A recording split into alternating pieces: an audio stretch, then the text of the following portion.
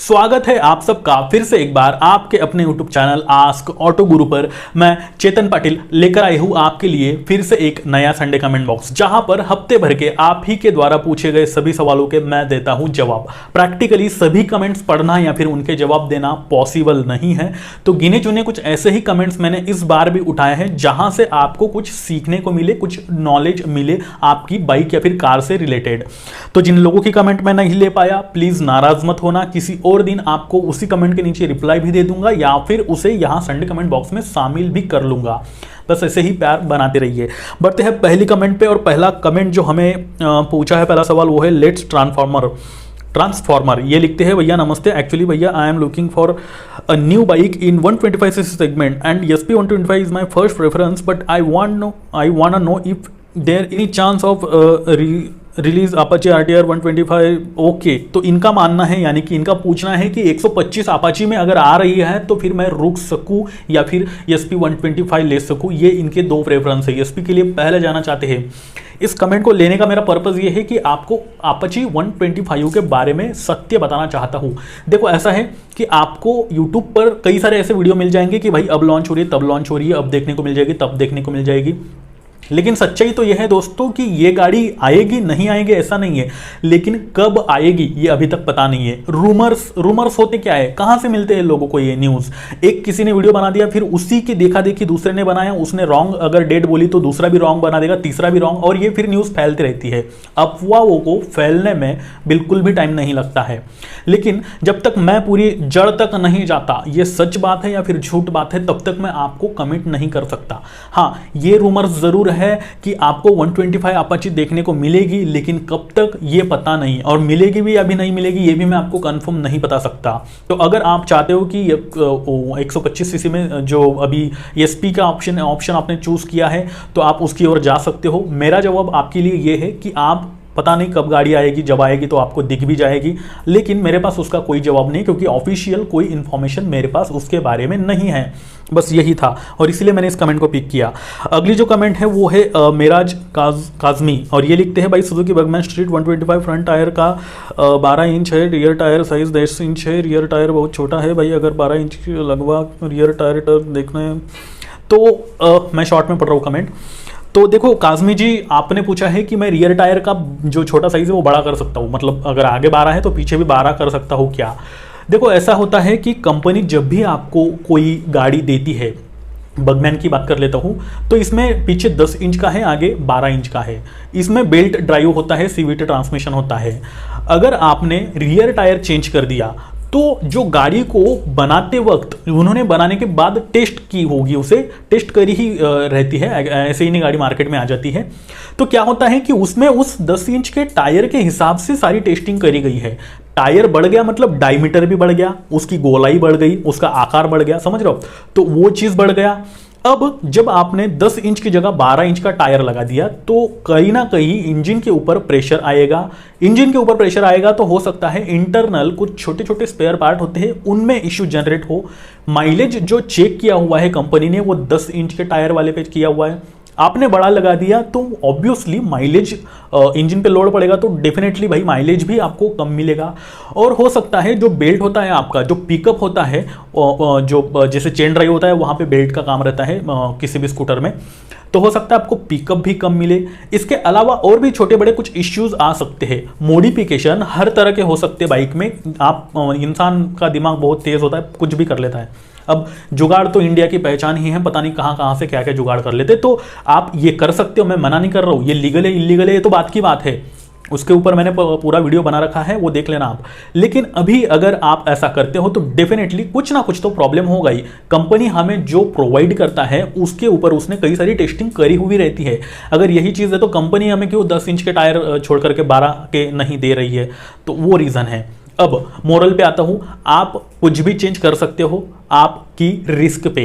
इसमें जो नुकसान हो सकते हैं हो ही जाएंगे ऐसा नहीं है, लेकिन जो पॉसिबिलिटीज है वो मैंने आपको बता दी है, तो आप इस बात का ध्यान रखना। अगर लगाना चाहते हो तो लगा सकते हो। बढ़ते हैं आगे, अगली कमेंट राहुल कुमार, इन्होंने लिखा है, सर मेरा एक क्वेश्चन है, पल्सर 125 BS6 का मैंने फर्स्ट सर्विस करवाया, जिसमें सर्विस सेंटर इंजन ऑयल 2050 डाल दिया। क्या 2050 डाल दिया? ओके, पर ओनर मेलवन टेल सर्विस सेंटर। ओके, पढ़ ली मैंने कमेंट, बताता हूँ आपको।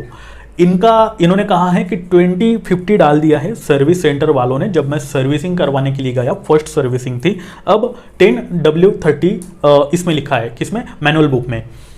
तो ये रॉन्ग है, गलत है। अगर आप वहां पे प्रेजेंट थे और 10W30 लिखा है तो आपने 2050 अलाउ ही क्यों किया? 2050 थोड़े से हाई एंड सेगमेंट की गाड़ियों में डाला जाता है, जैसे 180 सीसी, 220 सीसी ऐसी गाड़ियों में।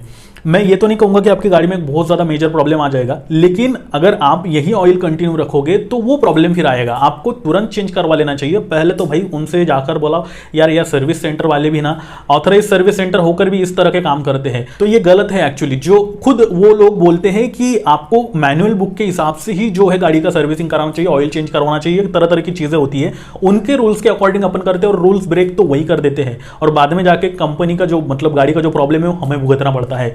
तो आप जाकर पहले सर्विस सेंटर में जाओ, ऑयल का पैसा मत देना, आप वही ऑयल चेंज कराओ जो मैनुअल बुक में लिखा है। अब अगर वो नहीं करवा के देते तो उनसे जवाब लो, आपने ये क्यों किया, वो क्यों नहीं किया, यानी कि 1030 का क्यों नहीं डाला, 2050 का क्यों डाल दिया। ऐसा नहीं होता है, गाड़ी में प्रॉब्लम नहीं होगा आपके, मैं अभी भी बता रहा हूं आपको। लेकिन अगर यही रूल्स उन्होंने बांधा है कि आपको कंटिन्यू एक ही ऑयल डालना है तो आपने क्यों ब्रेक किया, उनसे पूछो जाकर।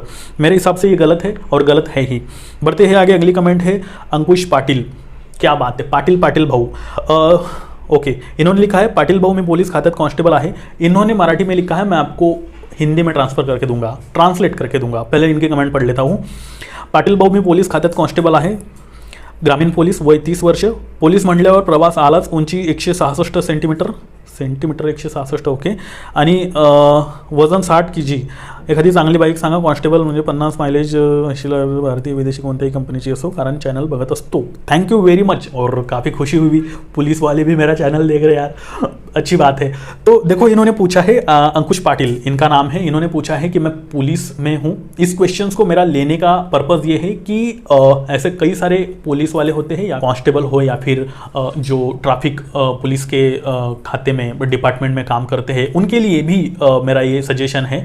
जैसे मैंने स्विगी जोमेटो वालों के लिए एक अलग से बाइक का सेगमेंट रखा है, फ्लिपकार्ट अमेजोन वालों के लिए अलग से रखा है, तो पुलिस वालों के लिए भी एक अलग सेगमेंट होता है। मतलब देखो गाड़ियां वही है, लेकिन उनके पर्पस के हिसाब से उनको कौन सी लेनी चाहिए ये वाला, तो इसलिए यही पर्पस था मेरा इस कमेंट को चूज करने का। अदरवाइज ऐसा कुछ नहीं है कि ये भी पाटिल है मैं भी पाटिल हूँ इसलिए ले लूँ, भाई गलत है, ऐसा मत समझना, क्योंकि इनका क्वेश्चन लेने लायक था। अब देखो ऐसा है पाटिल साहब, आपने क्वेश्चन ये किया है कि पुलिस है, घूमना फिरना आता है, 50+ का माइलेज चाहिए, अच्छी खासी गाड़ी मेरे को बताओ। देखो 125 सीसी में पल्सर 125 ये एक बेस्ट ऑप्शन है। आपको अगर आपका ज़्यादा घूमना फिरना होता है, स्पीड भी पसंद है आपको, अक्सर स्पीड की ज़रूरत पड़ जाती है पुलिस वालों को, क्योंकि इमरजेंसी में कहीं पर भी निकलना पड़ सकता है। उस गाड़ी का पिकअप अच्छा है, पावर अच्छी है, ग्रिप अच्छी है, बारिश के दिनों में भी आपको स्कीडिंग के चांसेस नहीं होंगे। कई तरह के फायदे हैं इसके। एक नुकसान है जिसका आपको ख्याल रखना पड़ेगा, बाकी वो नुकसान नहीं है। वो ऐसा है कि आपको टाइम टू टाइम मेंटेन रखनी पड़ेगी, जैसे ऑयल है और सर्विसिंग है, ये चीज़ें। तो ये मेरे हिसाब से बेस्ट ऑप्शन है, पहली चीज़। दूसरी चीज़, अगर आप 100 एंड 110 सीसी सेगमेंट में जाना चाहते हो तो प्लैटिना एज गियर और रेडियन 110, ये दो ऑप्शन मैं आपको पर्सनली सजेस्ट करना चाहूँगा, आपके साथ साथ आपकी टीम के और भी मेंबर्स को। तो ये ऑप्शंस आप ले सकते हो, जिनको माइलेज आपको जो जैसा आपने पूछा है 50+ मिल जाए, बिल्कुल मिल जाएगा। जो आपका 125 पल्सर है उसमें भी मिल सकता है, आपको बस उस तरह से उसे राइड करना होगा। थर्ड ऑप्शन विक्टर का मैं आपको बताना चाहूँगा, TVS विक्टर, जो कि BS4 में आ रही है, BS6 में अभी तक अवेलेबल नहीं है, तो आप उसे परचेस कर सकते हो। इनमें से कोई भी एक ऑप्शन चूज कर सकते हो। इन सभी गाड़ियों के ऊपर मैंने पर्टिकुलर रियल लाइफ एक्सपीरियंस वाले वीडियो बना रखे हैं, जिसमें आपके बाइंग डिसीजन के टाइम आपकी काफ़ी ज़्यादा हेल्प हो जाएगी। अब वही अगर आप भी किसी भी तरह की कोई गाड़ी है आपके पास, चाहे 2 व्हीलर है, 4 व्हीलर है, उसका ओनरशिप रिव्यू या फिर रियल लाइफ एक्सपीरियंस हमारे साथ शेयर करना चाहते हो तो इसी वीडियो के नीचे कमेंट में जरूर लिखिए, क्योंकि हर मंडे को मैं लेकर आता हूं आपकी बात आस्क ऑटो गुरु के साथ इस एपिसोड को, जहां पर आप ही के द्वारा भेजे गए सभी एक्सपीरियंसेस को इकट्ठा करके मैं बाकी पब्लिक के साथ शेयर करता हूं। होता यह है कि आपके द्वारा शेयर किया गया उस एक्सपीरियंस को अगर कोई और देखता है और पर्टिकुलर उसी गाड़ी की वो प्लानिंग कर रहा है, तो उसे यार रियल लाइफ एक्सपीरियंस की तो हेल्प हो रही है, तो आपके साथ साथ बाकी लोगों की भी हेल्प आप कर रहे हो, बस यही समझ के चलो। अब यही खत्म करते हैं आज का संडे कमेंट बॉक्स। अगर आप चाहते हो कि आपके कार और बाइक से रिलेटेड सभी सवालों के जवाब, इनफैक्ट सभी प्रॉब्लम्स के सॉल्यूशन एक ही जगह पे अवेलेबल हो जाए, ऐसा आपको लगता है, तो ये चैनल सिर्फ आपके लिए है, इसे सब्सक्राइब करना ना भूले। साथ ही अगर अभी भी आपने मुझे इंस्टा, ट्विटर, फेसबुक पर फॉलो नहीं कर रखा है तो यार क्या कर रहे हो, नीचे डिस्क्रिप्शन में लिंक दे रखी है, वहां पर जाकर आप मुझे फॉलो जरूर कर देना। इस वीडियो को अपने दोस्तों यारों सोशल मीडिया पर शेयर जरूर करना। अब मैं चेतन पाटिल लेता हूं आपसे विदा और फिर से मिलता हूं ऐसे ही किसी नए इंटरेस्टिंग वीडियो के साथ। तब तक के लिए नमस्कार।